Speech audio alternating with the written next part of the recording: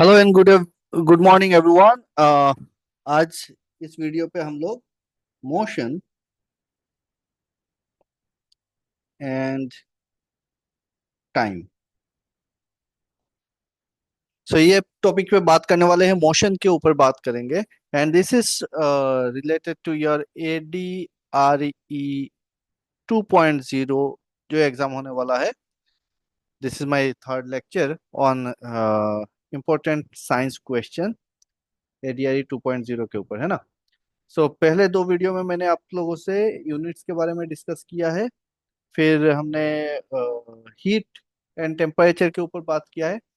अभी इस वीडियो पे मैं मोशन के ऊपर बात करने वाला हूँ। मोशन एंड रेस्ट क्या होता है, ऑसिलेटरी मोशन क्या होता है, लीनियर मोशन क्या होता है, रोटेशनल मोशन क्या होता है, वो नजरिए से देखेंगे चीजों को। एंड सबसे पहले तो कुछ इंपॉर्टेंट टर्म्स जो मोशन से जुड़े हुए हैं and very very important terms है। Number one is called your distance. Distance distance क्या है, हम सबको पता है कि डिस्टेंस जो है सर, कोई भी चीज ए पॉइंट से लेके बी पॉइंट।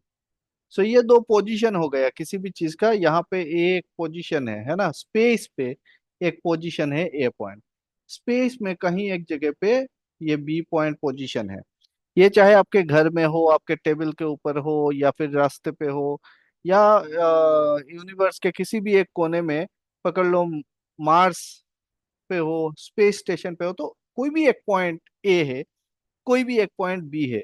हम पकड़ सकते हैं ये मेरा स्पेस स्टेशन है, जहाँ पे आज अभी रिसेंटली स्पेस स्टेशन का नाम काफी ज्यादा आ रहा है, क्योंकि वहाँ पे हमारे जो साइंटिस्ट है वो फंसे हुए हैं, सुनीता विलियम्स, है ना।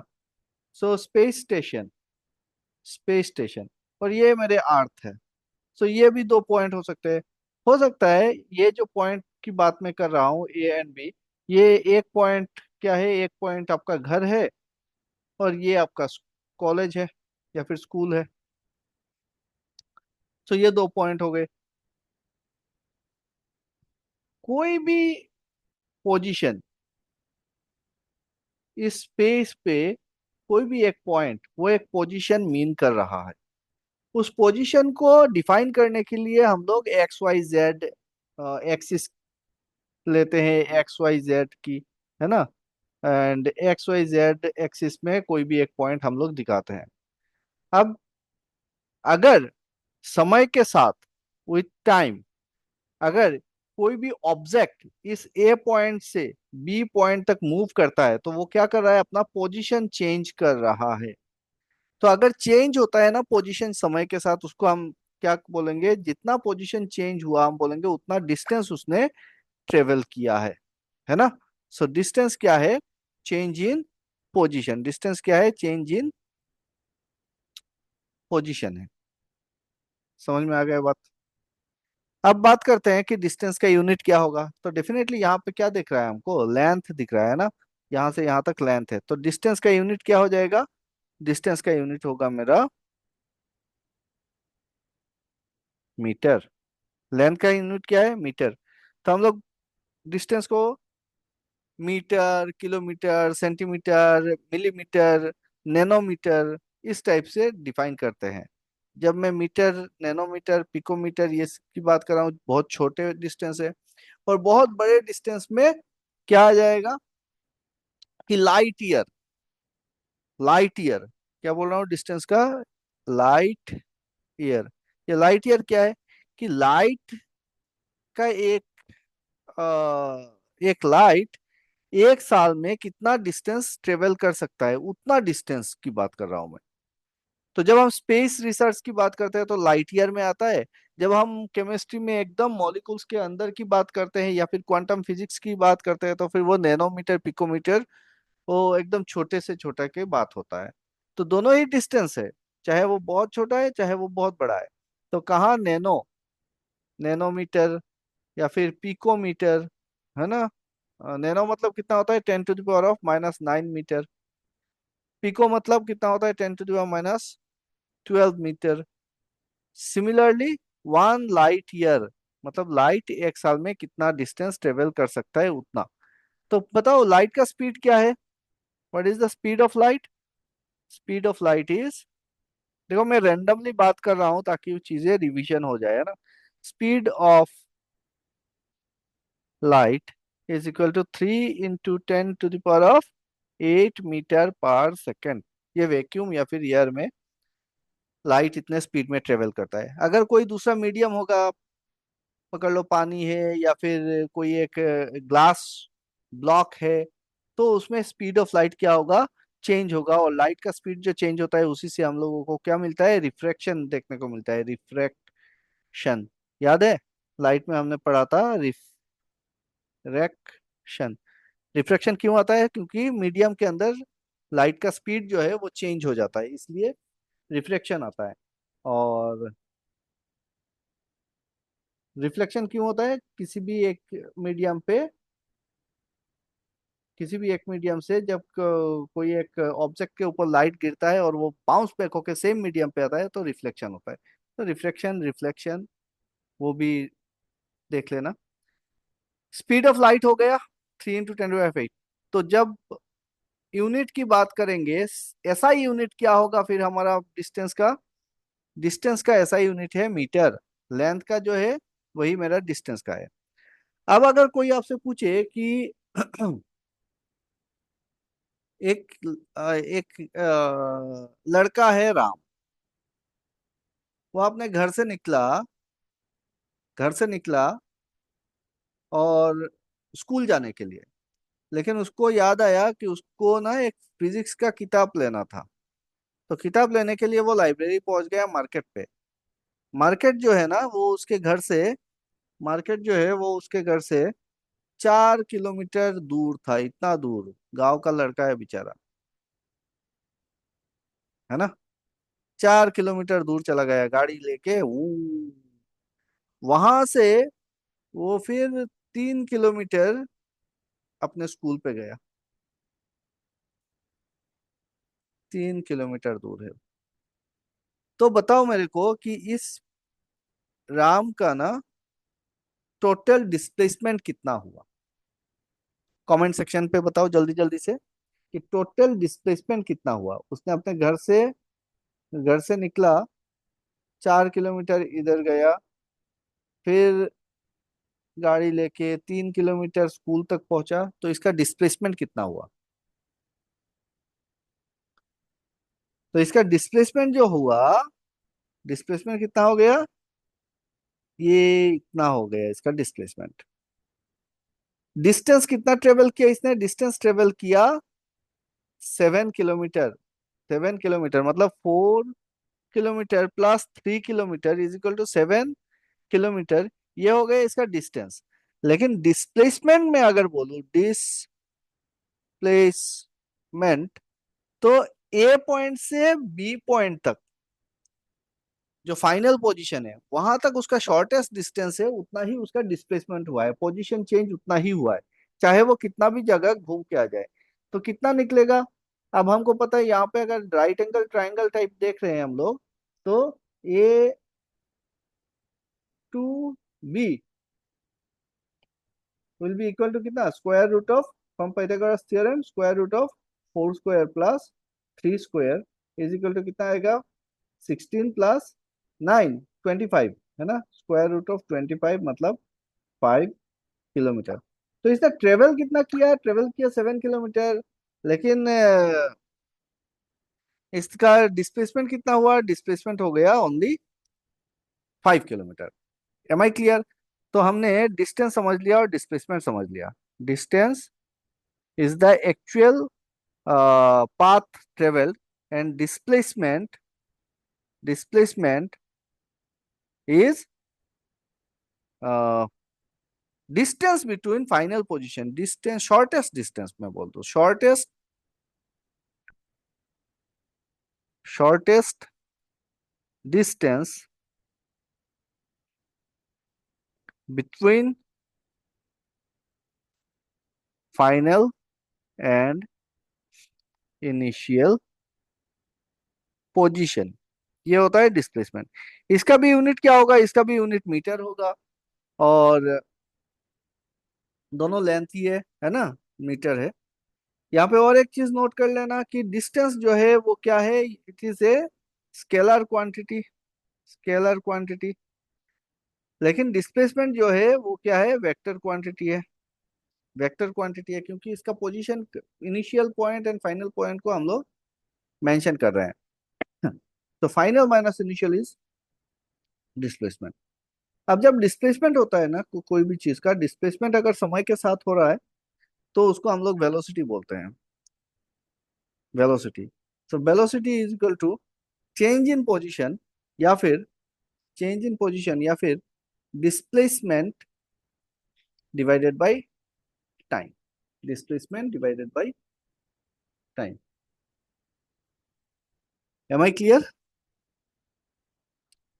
अगर कोई एक पार्टिकल या बॉडी समय के साथ अपने पोजीशन को चेंज ही नहीं करता है, आपका पोजीशन क्या हो रहा है, चेंज नहीं हो रहा है, वो ए पॉइंट पे था और ए पॉइंट पे ही है, इसका मतलब क्या है, it is in rest.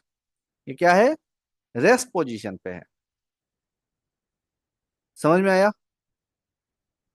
Surrounding के हिसाब से वो अपना पोजीशन चेंज नहीं कर रहा है। अब बात करते हैं कि टाइप्स ऑफ मोशन की। अगर वो पोजीशन चेंज कर रहा है इसका मतलब क्या है, वो मोशन पे है। और मोशन जो है ना, बेसिकली मोशन जो है उसको हम लोग एकदम नॉर्मल मोशंस की बात कर रहा हूँ। तो मोशंस जो है, टाइप्स ऑफ मोशन, हम तीन तरीके का मोशन पकड़ते हैं। Number one is your linear, linear motion. Number two is your rotational motion. And number three is your oscillatory motion.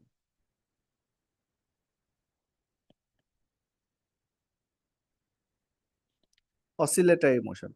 Linear motion क्या है कि सीधा सीधा चलना, जैसे रोड पे कोई एक गाड़ी है, वो गाड़ी मूव कर रहा है, तो this is in linear motion. एक प्लेन में, एक ही प्लेन पे मूव कर रहा है और सीधा सीधा वो अपना पोजीशन चेंज करता जा रहा है ना। रोटेशनल मोशन क्या है, रोटेशनल मोशन जैसे आपका कोई फैन हो गया, फैन घूम रहा है, मोटर घूम रहा है, या फिर अर्थ अपने एक्सिस के चारों तरफ घूम रहा है, this is called your rotational motion, है ना। This is called rotational motion. एक ही एक्सिस के चारों तरफ घूमते रहना, इसे कहते हैं रोटेशनल मोशन। और ऑसिलेटरी मोशन क्या है, ऑसिलेटरी मोशन यह है कि पकड़ लो, मैं अगर यहाँ पे ना एक रस्सी से, मैं एक रस्सी से एक बॉल एक ऐसे हैंग करके रख देता हूँ। अब रस्सी से अगर बॉल को हैंग करके रखा है तो यहाँ पे ये फिक्स्ड है। अब मैं क्या करता हूँ, इसको खींच के ना ऐसे ऐसे ऐसे ऐसे करके इसको उठाता हूँ, तो इसका तो रेडियस सेम रहेगा, तो इस तरीके से वो उठेगा। यहाँ पे उठाने के बाद ना मैं इसको छोड़ देता हूँ, छोड़ने से क्या होगा, ये इस डायरेक्शन पे आएगा और फिर ये इधर जाएगा, फिर से ये इस तरफ से आएगा, तो जितना डिस्टेंस इधर ट्रेवल करेगा उतना ही डिस्टेंस इधर ट्रेवल करेगा, है ना। अब ये जो मोशन है ये करता रहेगा, इस मोशन को बोला जाता है ऑसिलेटरी मोशन। जैसे वो रिपीट हो रहा है, बार बार रिपीट हो रहा है, तो this is called to and fro. To and fro क्या बोला जाता है, टू एंड फ्रो, या फिर ऑसिलेटरी मोशन बोला जाता है। ऑसिलेटरी मोशन में जो ये पोजीशन है जहां पे वो अल्टीमेटली आके क्या होगा, फ्रिक्शन की वजह से, यार फ्रिक्शन की वजह से, ग्रेविटी की वजह से वो लॉसेस में आएगा और वो आके धीरे धीरे रुक जाएगा। तो रुकेगा तो सीधा यहीं पे आके रुकेगा, ऐसा तो नहीं है कि वो यहाँ पे रुक सकता है, वो आके यहाँ पे रुकेगा। तो ये जो पोजीशन है, this is called it's mean position. इसको क्या कहा जाता है, मीन पोजीशन, जीरो पोजीशन बोला जाता है ना। Are you getting my point?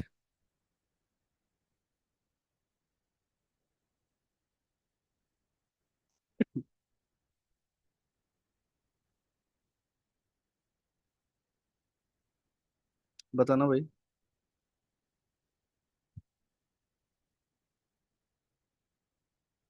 समझ में आ रहा है ऑसिलेटरी मोशन?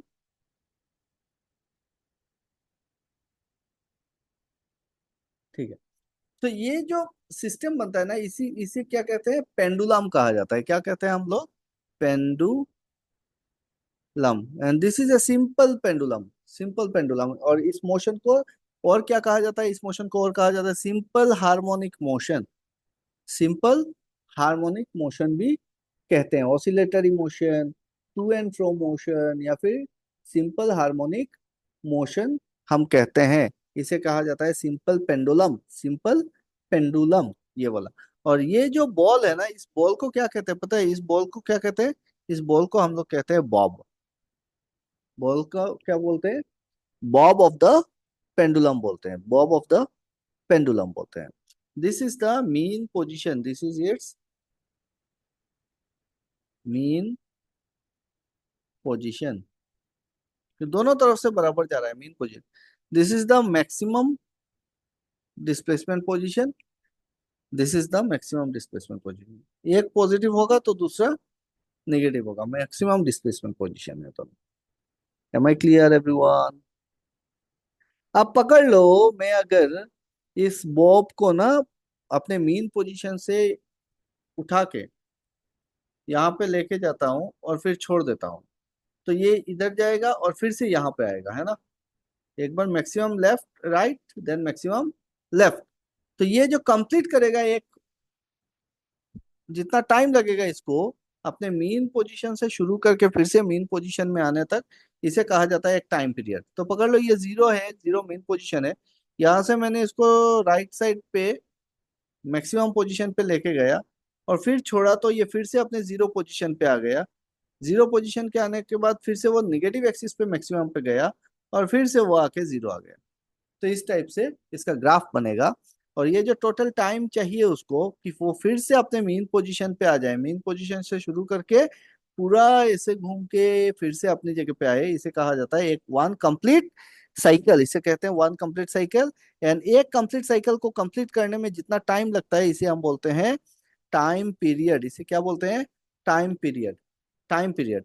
एक सेकंड में, एक सेकंड पे वो कितना बार ऑसिलेट करता है, एक सेकंड पे ऐसे ऐसे करके कितना बार वो ऑसिलेट करता है, उसे कहा जाता है फ्रीक्वेंसी। उसे कहते हैं हम लोग फ्रीक्वेंसी। फ्रीक्वेंसी क्या होता है कि एक सेकंड पे वो कितना बार ऑसिलेट कर रहा है। तो फ्रीक्वेंसी का यूनिट क्या होता है? फ्रीक्वेंसी का यूनिट होता है हर्ज। फ्रीक्वेंसी का यूनिट होता है हर्ज, एच। एक सेकंड में कितना बार ऑसिलेट करता है उसे क्या कहते हैं हम लोग? फ्रीक्वेंसी बोलते हैं। फ्रीक्वेंसी का यूनिट होता है हर्ट्ज। और ये जो एक बार यहां से लेके यहां तक गया, तो ये एक वेव हो गया। इसे कहा, इसका लेंथ को बोला जाता है wavelength. This is called wavelength, wavelength. ठीक, are you getting my point? जो मैक्सिमम डिस्प्लेसमेंट होता है, maximum displacement from zero to maximum displacement, this is called its amplitude. It is called amplitude. जो crest होता है इसे क्या कहते हैं? एम्पलीट्यूड। ये negative amplitude, this is also amplitude, amplitude. Are you getting my point?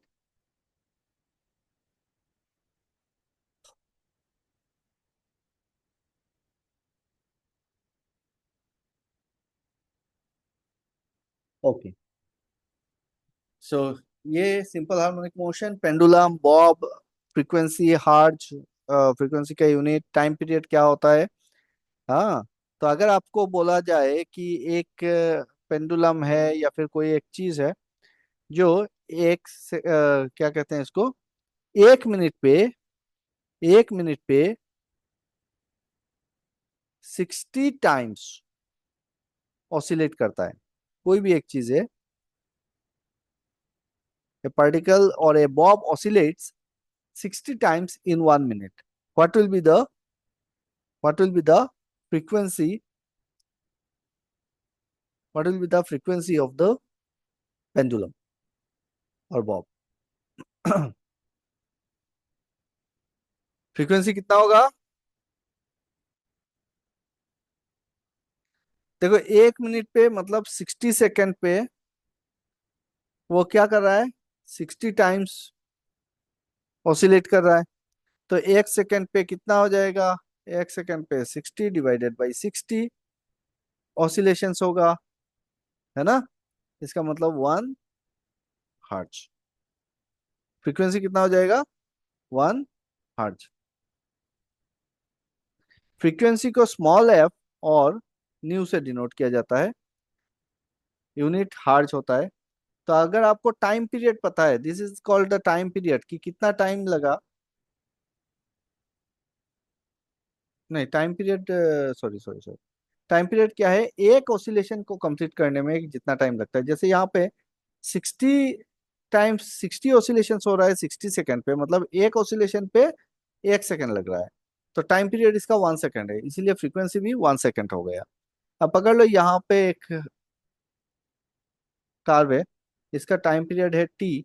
तो इसका फ्रीक्वेंसी कितना हो जाएगा? Frequency will be 1/t। कि टी सेकेंड समय लगता है, टी सेकेंड टाइम लगता है एक ऑसिलेशन को कंप्लीट करते हुए। तो 1 सेकेंड पे वो 1/t टाइम्स ऑसिलेट करेगा। Are you getting my point?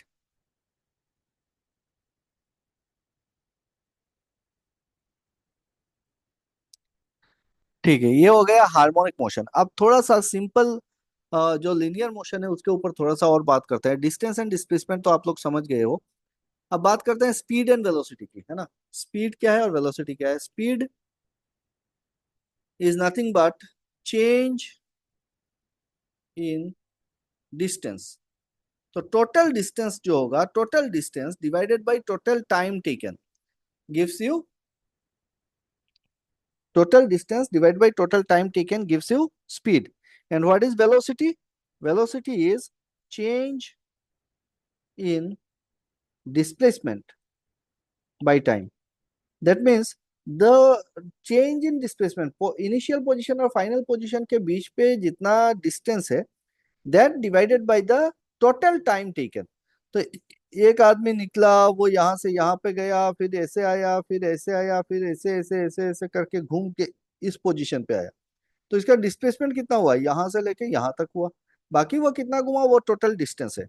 तो टोटल डिस्टेंस अगर मैं ऐड कर लेता हूँ, और जितना टाइम लगा, इसको पकड़ लो 10 मिनट समय लगा, तो divide by 10 minutes will give you me the speed in metre per से सेकेंड, और metre per minute, metre per hour, kilometre per hour. लेकिन अगर मैं इसका इनिशियल पोजीशन डिस्प्लेसमेंट को निकाल के टाइम से डिवाइड करूं तो मिलेगा मुझको वेलोसिटी, है ना। अब अगर वेलोसिटी चेंज होता है, वेलोसिटी चेंज कब होता है? पकड़ लो, आप बाइक से जा रहे हो और बहुत टाइम से ना आप 40 किलोमीटर पर आवर के स्पीड पे ही चला रहे हो। बहुत अच्छा बच्चा है। 40 किलोमीटर पर आवर दिया हुआ है, तो 40 किलोमीटर पर आवर से ही आप ट्रेवल कर रहे हो। 10 मिनट से आपने 40 किलोमीटर पर आवर पे ही रखा हुआ है बाइक को, और वो इतना डिस्टेंस ट्रेवल करता है। इस टाइप के मोशन को क्या बोलेंगे? यूनिफॉर्म मोशन बोलेंगे। क्या बोलेंगे? Uniform motion. कि वो इक्वल डिस्टेंस ट्रेवल कर रहा है इक्वल टाइम पे। वेलोसिटी या फिर उसका स्पीड जो है वो चेंज नहीं हो रहा है। लेकिन अगर यहाँ से जाके, या इस पॉइंट के बाद ना, यहाँ पे एक गाड़ी आता है, कुछ आता है, और आप उसको ओवरटेक करते हो। तो जैसे ही ओवरटेक करना है, आप क्या करोगे? अपना स्पीड को बढ़ाओगे। तो जो स्पीड बढ़ेगा ना, change in speed, change in speed, या फिर मैं बोल दूं तो वेलोसिटी, चेंज इन वेलोसिटी। और ये स्पीड कितने टाइम पे, 1 सेकंड पे, 2 सेकंड पे, 5 सेकंड पे ये स्पीड अचीव किया आपने? से 40 किलोमीटर पर आवर से आपने 60 किलोमीटर पर आवर का स्पीड अचीव किया है। And this has been achieved in से 3 सेकंड। तो आपका जो चेंज इन स्पीड हुआ, उसको हम कैसे देखेंगे? उसको हम देखेंगे एक्सेलरेशन से। डिफाइन करेंगे एक्सेलरेशन। एक्सेलरेशन क्या हो गया? Change in velocity divided by time. कि वेलोसिटी कितना चेंज हो गया यहाँ पे? 60 - 40 मतलब 20 किलोमीटर पर आवर। इस आवर को मुझको सेकंड पे लेके जाना पड़ेगा, डिवाइडेड बाय टाइम 3 सेकंड, है ना। सो 20 किलोमीटर पर आवर मतलब ये हो जाएगा मेरा 20,000 मीटर। और पर सेकंड में बनाना चाहता हूँ, तो पर सेकंड होगा तो क्या करना पड़ेगा? मुझको डिवाइड करना पड़ेगा 3600 से। 1 मिनट पे 60 सेकेंड, और एक मिनट पे 60 सेकेंड और 60 मिनट पे 1 आवर, मतलब 60 × 60 3600 इंटू 3। ये ये आ जाएगा आपका मीटर पर सेकेंड स्क्वायर पे एक्सेलरेशन। तो ये 2 0 2 0 कट गया, यहाँ पे आपका 200/108 इतना मीटर पर सेकेंड स्क्वायर। अब मैं शाम पे मैं नहीं जा रहा हूँ, मैं इसको काट काट के कर सकते हैं। तो this is your acceleration, this is your acceleration. Acceleration का यूनिट क्या होता है? Metre per second square. Acceleration का यूनिट क्या होता है? मीटर पर सेकेंड स्क्वायर होता है। Am I clear? Change in speed और change in velocity divided by time, ये देता है आपको एक्सेलरेशन। ओके, एक्सेलरेशन की बात कर रहे हैं तो एक्सेलरेशन हमको और कहाँ से मिलता है? एक्सेलरेशन का न्यूटन्स लॉ के साथ क्या लेन देन है? हमको पता है force is equal to mass into acceleration, Newton second law. वहां से मैं एक्सेलरेशन निकाल सकता हूँ। अगर मुझको फोर्स पता है और किसी भी चीज का मास पता है तो मैं उसका एक्सेलरेशन इजीली निकाल सकता हूँ, फोर्स बाय मास। इसका मतलब क्या होता है कि अगर किसी भी चीज के ऊपर, किसी भी एक चीज के ऊपर मैं अगर फोर्स लगाऊं, मैं अगर फोर्स लगाऊं तो उसका एक्सेलरेशन, उसको एक्सेलरेशन दिखता है। मतलब एक बॉडी है, उसके ऊपर जैसे ही एक्सटर्नल फोर्स लगेगा उसका क्या होगा? उसका स्पीड या फिर वेलोसिटी चेंज होगा, स्पीड या फिर वेलोसिटी चेंज होगा। तो वो या तो रेस्ट पे था तो जीरो स्पीड था उसका, रेस्ट मतलब जीरो स्पीड, और फिर हमने एक एफ अमाउंट ऑफ फोर्स लगाया तो ये पकड़ लो वी मीटर पर सेकंड से चलने लगा। तो मैं बोल सकता हूँ ना कि v minus zero, this is the change in velocity, and divided by जितना टाइम पे ये हुआ, यहाँ से यहाँ तक इतना स्पीड अचीव करने में जितना टाइम लग गया, divide by that time, this is my acceleration. So we delta v by t, change in velocity by time, multiplied by the mass will give you the force. ये जो force, कितना force लगाया था वो हम निकाल सकते हैं मल्टीप्लाइड बाय द मास करके। Am I clear? तो अगर कोई भी बॉडी ना यूनिफॉर्म वेलोसिटी पे चल रहा है तो उसका एक्सेलरेशन क्या होगा? यूनिफॉर्म वेलोसिटी होने से मतलब उसका वेलोसिटी चेंज ही नहीं हो रहा है ना, उसका वेलोसिटी चेंज ही नहीं हो रहा है, यूनिफॉर्म है, इक्वल टाइम पे इक्वल डिस्टेंस ट्रेवल कर रहा है, तो वेलोसिटी पे कोई चेंज नहीं है तो उसका एक्सेलरेशन जीरो होगा। मतलब यूनिफॉर्म वेलोसिटी पे एक्सेलरेशन जीरो है। अब मैं बात करता हूँ एवरेज स्पीड की। एवरेज स्पीड, एवरेज स्पीड, पकड़ लो एक गाड़ी है और वो मूव कर रहा है, एक गाड़ी है और वो मूव कर रहा है, यहाँ पे 1 घंटा, 2 घंटा, 3 घंटा, ऐसे। तो पहला आवर्स में ना वो 20 किलोमीटर का डिस्टेंस ट्रेवल करता है, नेक्स्ट आवर पे वो 35 किलोमीटर का स्पीड ट्रेवल करता है, डिस्टेंस ट्रेवल करता है, नेक्स्ट आवर पे वो 15 किलोमीटर, नेक्स्ट 1 घंटे पे वो 60 किलोमीटर, नेक्स्ट 1 घंटे पे वो 40 किलोमीटर, इस टाइप से वो ट्रेवल कर रहा है। तो 3 4 5 5 घंटा का। तो इसका एवरेज स्पीड कितना आएगा?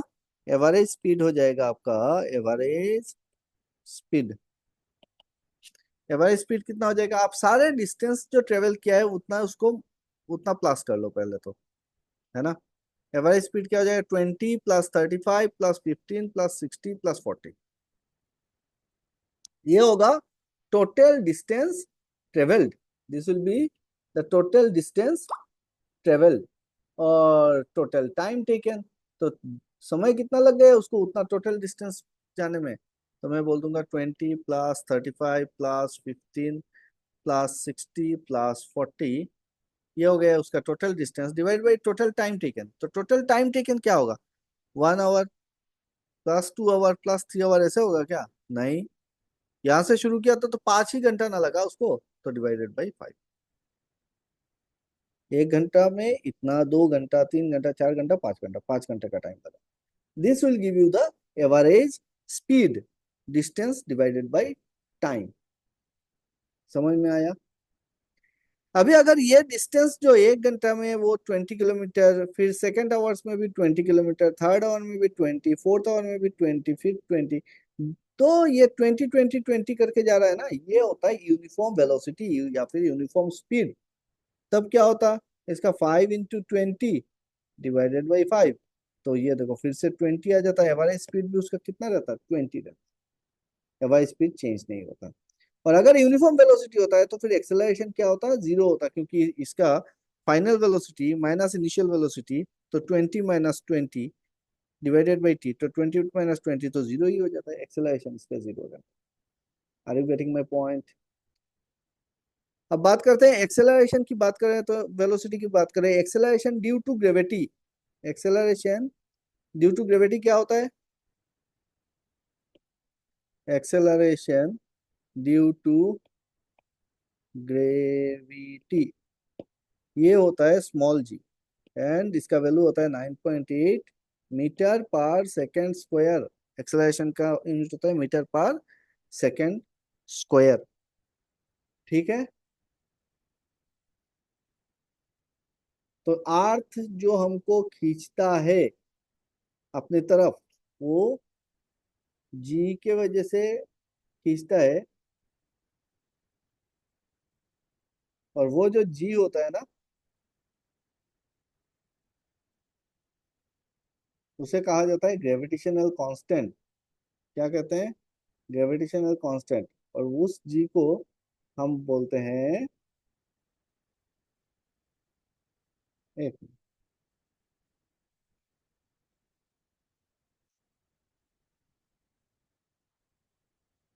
ये जो जी है, ये है small G, and this is small G. इसका वैल्यू क्या है? 9.8 metre per second square.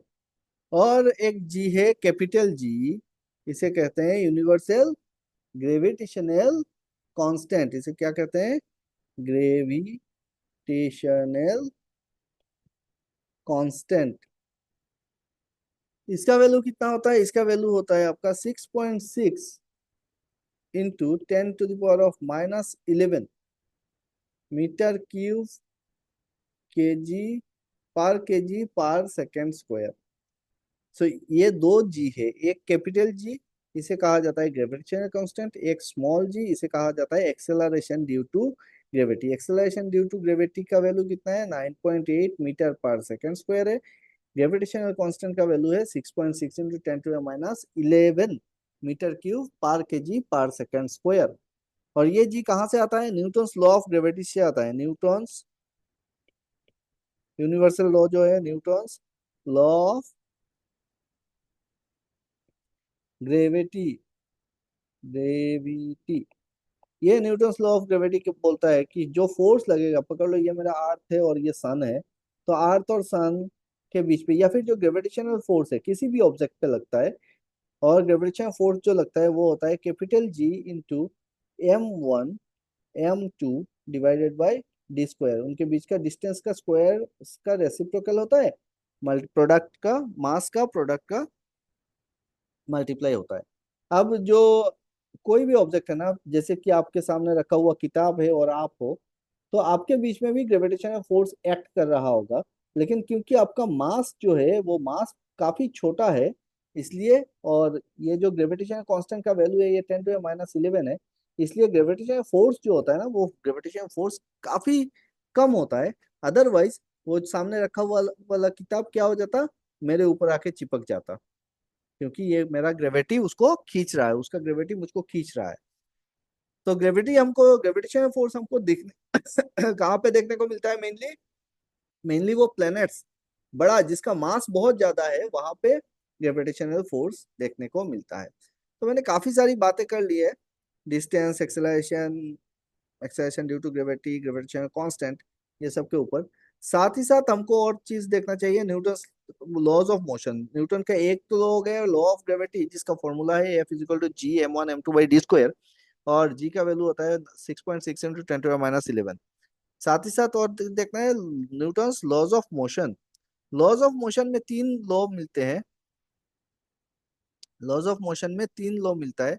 Newton का फर्स्ट लॉ क्या कहता है? First law is called law of inertia, ये याद रख लेना। लॉ ऑफ इनर्शिया, कि कोई भी चीज जो है ना वो अपना स्टेट ऑफ रेस्ट या फिर स्टेट ऑफ मोशन चेंज करना नहीं चाहती है। लॉ ऑफ इनर्शिया बोलते हैं इसको। और इनर्शिया मतलब वो वहीं पे रुका हुआ रहना चाहता है, या फिर चल रहा है तो यूनिफॉर्म वेलोसिटी से वो चलना चाहता है। सेकेंड लॉ जो है वो मेजरमेंट ऑफ फोर्स देता है, और उसके कहते हैं हम लोग F equal to M A. तो यहाँ पे मुझको मैग्नीट्यूड ऑफ फोर्स के बारे में पता चलता है। और थर्ड लॉ जो है वो कहता है to every action there is an equal and opposite reaction. ये इसको तो ये तो सबको पता है, थर्ड लॉ ये कहता है। तो ये तीन लॉ है, उससे जुड़ा हुआ दो चार फॉर्मूला है, वो थोड़ा सा देख लेना। बाकी ये इतना आई थिंक काफी है। कुछ न्यूमेरिकल्स करने चाहिए टाइम एंड डिस्टेंस के ऊपर, है ना, टाइम एंड डिस्टेंस के ऊपर। जैसे मैंने आप लोगों को बताया अभी कि वेलोसिटी क्या है, velocity is equal to change in distance या फिर चेंज इन पोजीशन, मतलब डिस्प्लेसमेंट डिवाइडेड बाय टाइम। तो हम लोग को अगर वेलोसिटी पता है तो और टाइम पता है, तो हम डिस्टेंस कितना ट्रेवल करेगा वो निकाल सकते हैं। S will be equal to V into T, है ना।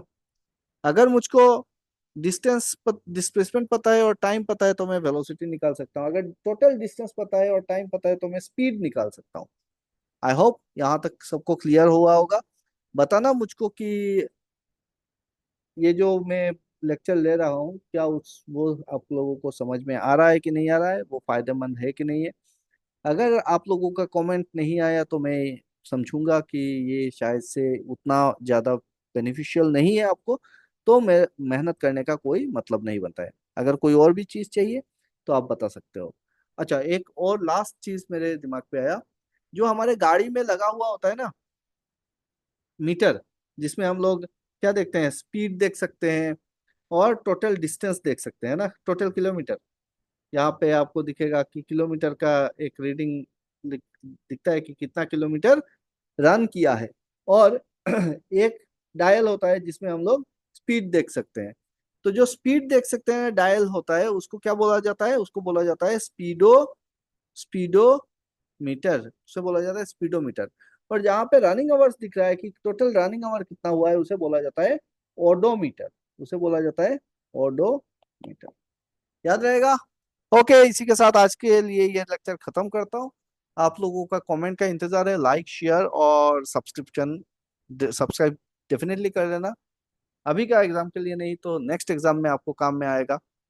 आप लोगों का कमेंट, लाइक शेयर मिलेगा तो मुझको मोटिवेशन मिलेगा, मुझको लगेगा कि मेरे मेहनत आप लोगों के काम में आ रही है, तो मैं ऐसी वीडियो और बनाता रहूंगा। Thank you very much.